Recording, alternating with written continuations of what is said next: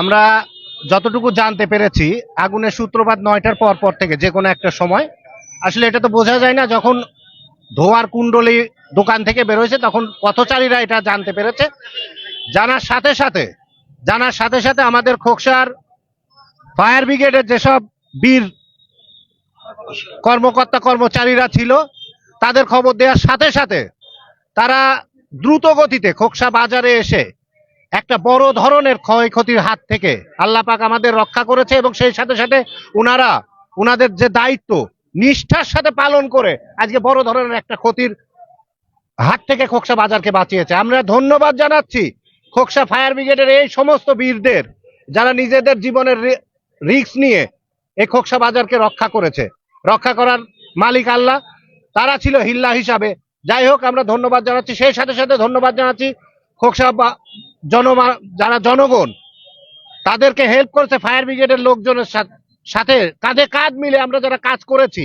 আমি সেই সাথে সাথে টোটাল ব্যবসায়ী এবং জনগণকে ধন্যবাদ জানাচ্ছি যে ফায়ার ব্রিগেডের কর্মীদের সমস্ত কাজে সার্বিক সহায়তা করেছে। এবং ধন্যবাদ জানাচ্ছি আপনাদের, যারা আপনারা এই নিউজটা বাংলাদেশের এই এত বড় একটা ক্ষয়ক্ষতির হাত থেকে করে এটা ছড়িয়ে দেওয়ার জন্য যে রক্ষা করেছে ফায়ার ব্রিগেডের কর্মীরা। আমরা এখনো আনুমানিক যে ক্ষয়ক্ষতির যে ব্যাপারটা, 5টার অধিক দোকান ক্ষতিগ্রস্ত হয়েছে, সম্পূর্ণ ভস্মীভূত হয়েছে।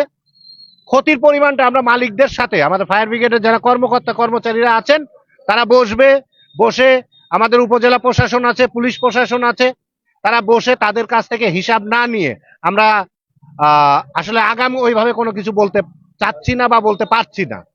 আপনাদের ধন্যবাদ। আপনারা যাতে আপনাদের মাধ্যম দিয়ে আরেকটি কথা বলি, যারা ক্ষতিগ্রস্ত হয়েছে এরা সাধারণ ব্যবসায়ী খোকসার, তাদের এই ক্ষতির কিছুটা হলেও যেন এই সরকার পূরণ করে এবং প্রশাসন পূরণ করে। তাদের এই ক্ষতির ব্যাপারটা একটু যেন আমলে নিয়ে মানবিকতার সাথে যেন এটা দেখে তাদের এই মানে সার্বিক যে ক্ষতিটা হয়েছে, হয়তো সম্পূর্ণ পূরণ করা সম্ভব হবে না, তবে যতটুকু সম্ভব হয় সরকারের পক্ষ থেকে যেন সেটুকু করে। আপনাদের মাধ্যমে এটা যেন সব জায়গায় প্রচার হয়, আপনারা সেই ব্যবস্থা করবেন।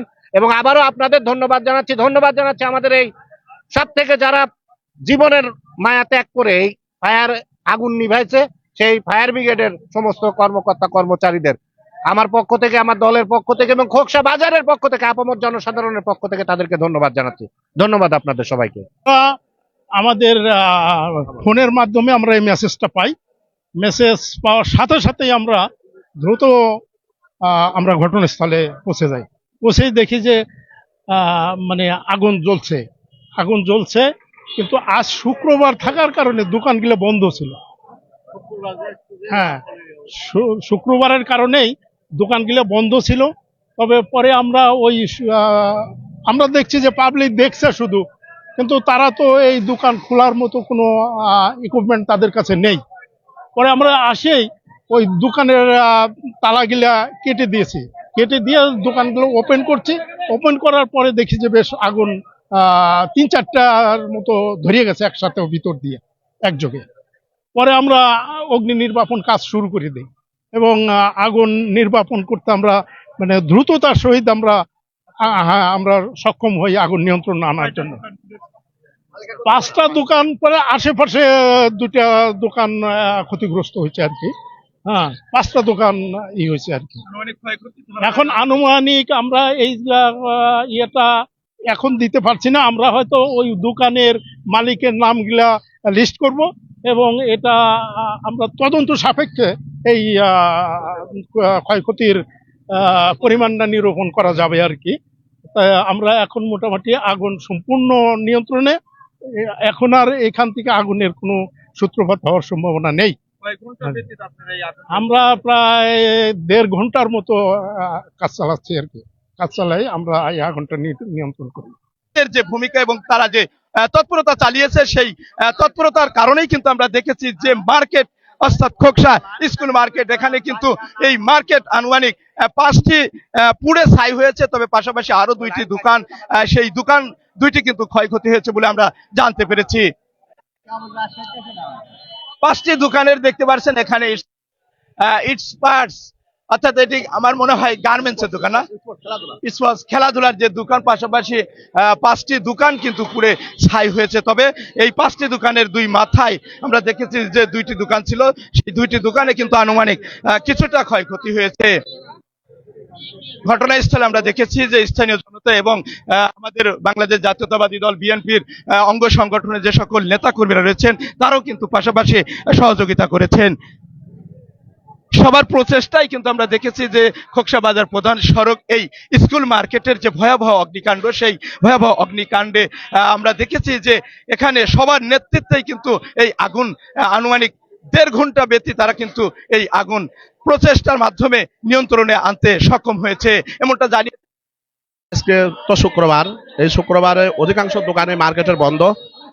সকাল 9:30টার দিকে আমি আমার বাসা পাশেই, একেবারেই ফিল্ডের পাশে, আমি ছাদের থেকে দেখে ধোয়া দেখে দ্রুত এখানে চলে আসি।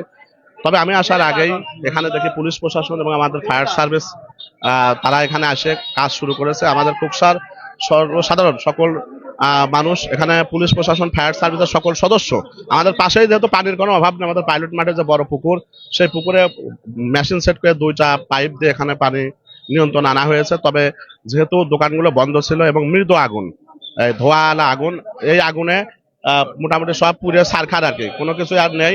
বিশেষ করে এখানে 5টি যে দোকান ছিল, একটি ছিল ওই ডিশ লাইনের যে সাপ্লায়ার হয় আমাদের সিদ্দিক ভাইয়ের দোকান, তারপর এখানে 2টা স্পোর্টসের দোকান, একটা ওষুধের দোকান। মোটামুটি এগুলো তার আগেই, যেহেতু আগুনটা হচ্ছে নিভানো আগুন জাতীয় আর কি, ধোঁয়া জাতীয়, এই হ্যাঁ। তারপর আজকে শুক্রবার বন্ধ, পাবলিক আসে তো সরাসরি কাজ করতে পারে নাই, অপেক্ষা করা লাগছে, তালা ভাঙা তালা খোলা। সেই হিসাবে আমাদের মোটামুটি 5টি দোকানে সম্পূর্ণ ভস্মীভূত হয়ে বড় ধরনের একটি ক্ষতি হয়েছে। তবে এটা আনুমানিক এই দোকানদারের মালিক যারা, তারা তদন্ত সাপেক্ষে তারা বলতে পারবে, আমাদের ফায়ার সার্ভিসের লোকজন বলেছে।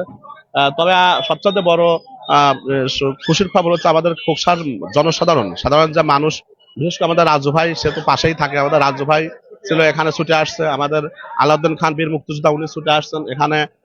তারপরে আপনার বাজারে যারা বিভিন্ন রকমের ব্যবসায়ী তারা এখানে ছুটে এসেছে, সর্বসাধারণ যারা পথচারী তারাও এখানে ছুটে এসে সবাই মিলে এখানে যৌথভাবে আগুন নেভানো সক্ষম হয়েছে। ধন্যবাদ আপনাকে।